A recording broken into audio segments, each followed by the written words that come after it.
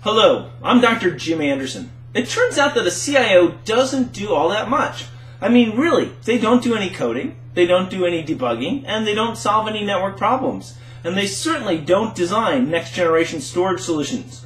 Sort of makes you wonder just exactly what they do. It turns out that most of a CIO's time is spent doing scary stuff, like managing people. So here's an interesting thought. If one of your primary jobs as a CIO is to do a good job of managing your IT staff, then how are you going to be able to tell if you're doing a good job? One way that might come to mind right off the bat is if you don't hear any complaints, then certainly you must be doing a good job, right? It turns out that Dr. James Detert, a researcher at Cornell, and a team have been looking into what workers do and don't tell their bosses. The results and the reasons for them just might surprise you. Here are 4 common myths that every CIO should know are not true. Most CIOs believe that women and non-professional IT workers are more likely to not speak up simply because they think that it will either harm their careers or it just isn't worth the effort. And I must confess, I too believed this myth. It turns out that this just isn't so.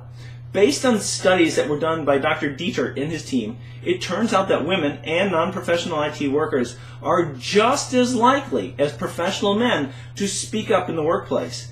In fact, the researchers have shown that your gender, level of education, and your level of income have no bearing on the probability that you'll express your opinions at work. CIOs who are getting a lot of feedback from their IT department may start to feel confident that they are in touch with everything that's going on. I mean, come on. If your staff's talking to you, then they've got to be telling you everything, right? Sorry. Once again, it turns out that this is not the case. In studies that were done by the researchers, it turned out that almost half of the workers that they polled said that they hold back. The reasons are varied, but the most common causes of IT employees holding their tongues were when they thought it wouldn't do any good, or when they thought it might harm their career.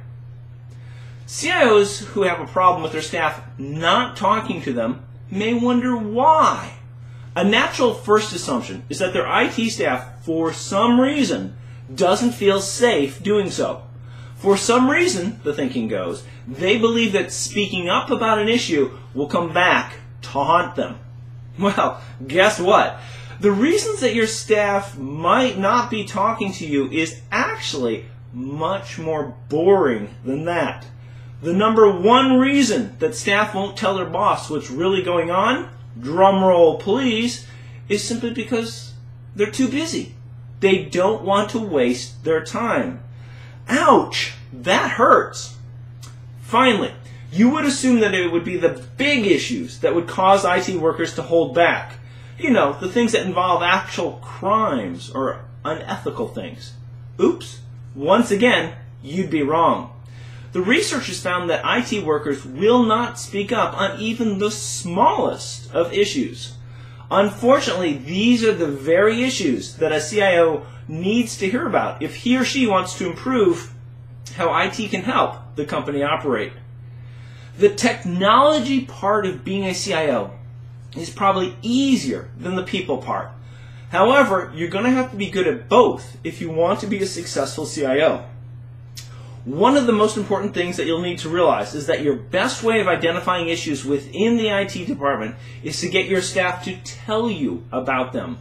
Not hearing about issues doesn't mean that they don't exist. We've pointed out 4 myths that can lead a CIO to make the wrong conclusions.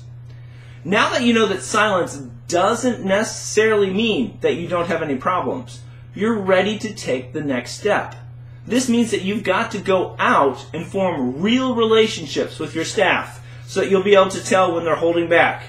And then you'll know it's time to dig deeper. Good luck! You might be asking yourself, where do I go from here? The ability to effectively manage an IT department and to do it well is a skill that your company needs you to have.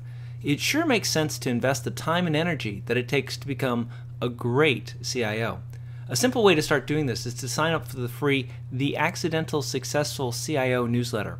This monthly publication is sent to your inbox and is overflowing with tips and techniques on how you can spend your time making the right IT decisions and really leading your department's IT professionals.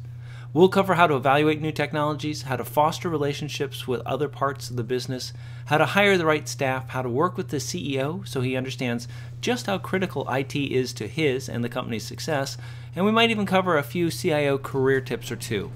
Hey, the newsletter is free, so you can't go wrong there. In the description of this video, you'll find a link that you can click on. Go ahead and click on it, and you'll be taken to a web page that will let you sign up for the newsletter. There's even a free gift in it for you when you do. Thanks for watching this video, sign up for the newsletter, and congratulations on starting your journey to accidentally becoming a successful CIO.